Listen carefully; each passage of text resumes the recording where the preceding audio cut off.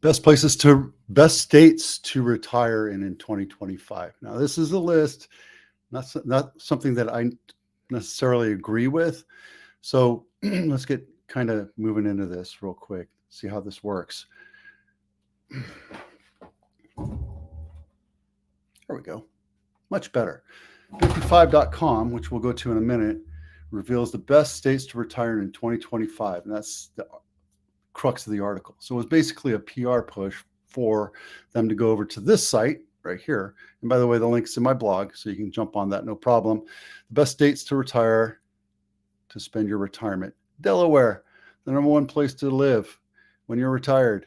Well, because there's no local state tax. Yeah, I totally understand that. Getting away from huge amount of California state income taxes is yeah, it's always a good option. Colorado, that's God's country, right? Now, policy-wise, not really favoring it right now, but there's a lot to do, especially if you love the outdoors. There's hiking, camping.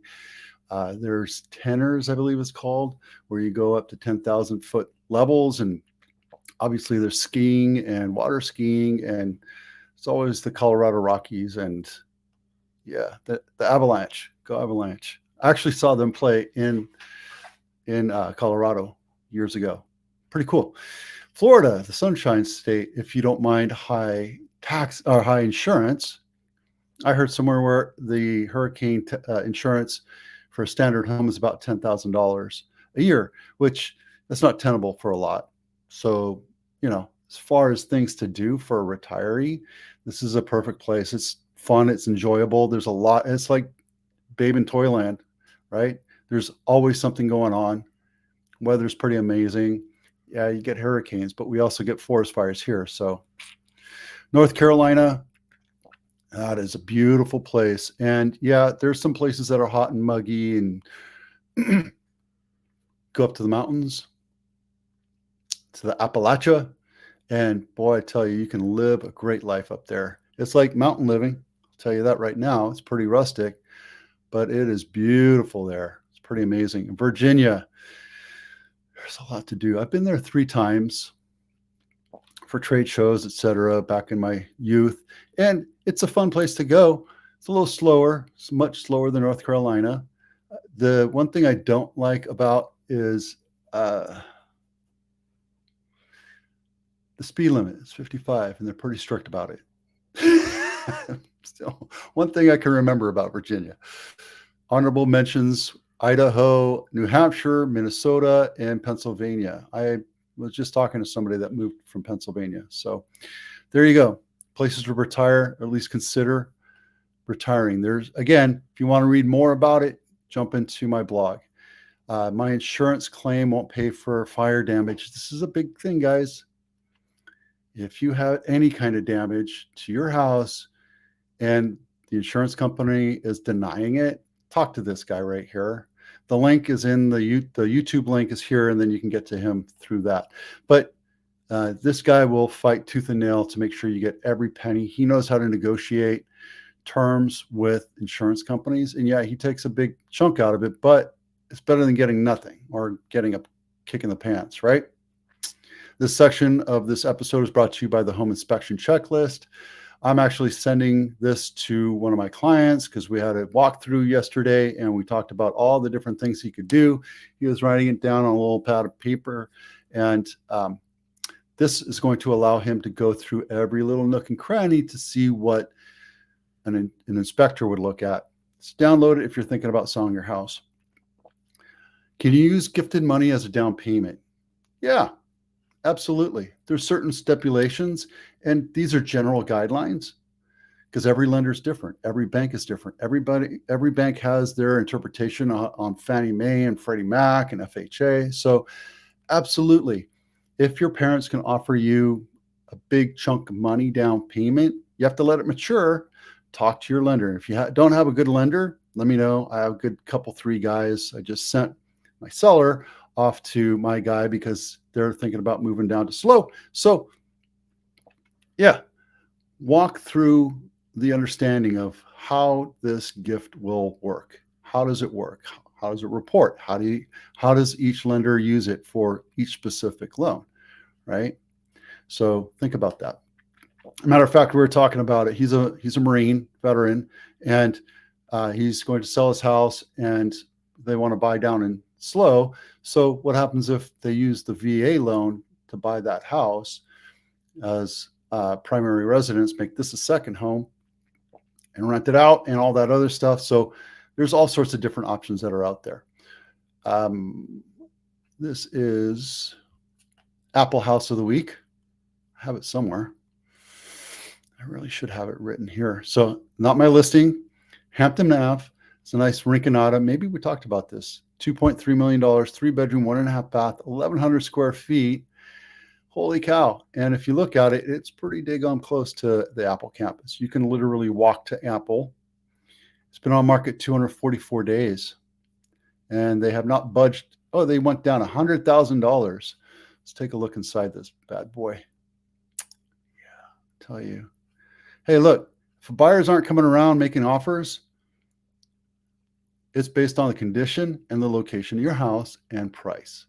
Those are the three things that people look at, right? There's a lot of little tiny nuances to it, but this house, it's not fixed up, right? It's got original bath. Don't even know what the kitchen looks like. Oh yeah, there's a kitchen, nice and old. And it's an old backyard. Guys, look, it is 7,000 square foot. This guy's trying to get a premium for it. It should be sold for about 1.4 to 1.7, right? I just sold a house, a plot of land with an old ass house on it for 1.83. We thought we would get 1.4, maybe 1.5. I negotiated and I didn't stop until I broke all the buyers, and we got to 1.83. So listing it high means you're trying to attract the market. You're trying to be a market maker. I'm sorry, you're trying to be a market maker. And we have an old house like this. It's really a 2-1, and they converted the garage into a third bedroom and another bath. It's not going to fly like that. You're not getting the value out of it. So whoever is selling this is wasting everybody's time. And the reason why I'm telling you that is because if it's on market 244 days, you're wasting everybody's time. Buyers are going to come in and say, I'm not paying that. I'm not going to even start negotiating, which means that the agent didn't set the expectations of the seller in the first place. And now the seller thinks he's going to get 2.3. Show me the numbers. Show me how it works. Show me how you're going to get $2.3 million. If it was completely tuned in and brand new and turnkey, yeah, maybe. But yeah, you're wasting everybody's time. So shame on you. This is Velarde Street. This is Mountain View, the Mountain View House of the Week. 2-bedroom, 2-bath, 1,400 square feet, built in 1938. It's a detached garage, it looks like. Again, not my listing. And the reason why I chose it is because it's walking distance to Castro Street, where you can walk. It's been on market 75 days. So this thing needs to come down. Let's see. The original list price is the same list price. Again, trying to be a market maker. Is it a cute house? Sure. But when you have a house that's sitting on market, yeah, we went through the holidays, right? I just got my second offer for my house in Hollister, and it's not exactly where we need to be. We're just a tad bit apart. So I think as soon as everything comes in and we make sure that it's tight, then we'll bump it up a little bit. We'll see what happens. This is the bank-owned property of the week. Hollister, Cobalt Drive, and let's take a look. I swear this is like really familiar. Like, we're going to take a look at the pictures again here in a minute. On market 53 days, and the reason why I say it's familiar is because it's backing into this dirt path. So you know that like when the windstorms pick up, everything gets filthy here. Not that that's a bad thing, because eventually they're going to build behind that house. 4-bedroom, 3-bath, 2,400 square feet, built in 2017. And here you go. Pretty daggum new looking. It is a pretty house inside. Here's the thing. I think this is the same house that was listed last year, And it didn't sell because there were tenants or the sellers refused to move. Now that it's vacant, ooh, look at that. Nice. Nice boarded up something going on here. I have no idea what that is. Maybe that was a kitchen to be in the backyard. I have no idea. So yeah. But guys, this is a pretty house. And for that price, are you willing to drive an hour, hour and a half to work every day? Totally up to you.